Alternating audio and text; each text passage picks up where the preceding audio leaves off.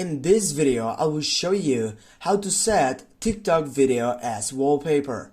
Firstly, you need to open up your profile section on your account, then tap on the three dots on your right upper side, go for settings and privacy.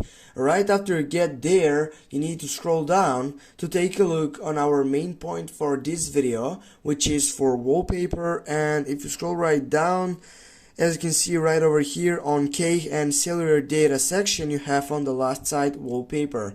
Just click on that selection and here you can find out your wallpapers. If you don't know how to set it, you can just tap on the second selection. If you know, you can simply go just find wallpapers and go on that button. Then when you get up right here, now you can simply take over, for example, here, and yeah, for example, if you go right over here and if you want to get up this wallpaper, simply you need to tap here on that share button, and then as you can see on the third side right down, you have set as wallpaper. Click on that selection.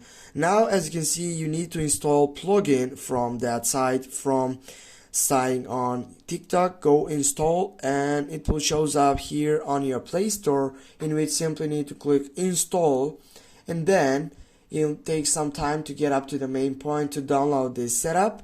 And right after you get your wallpaper,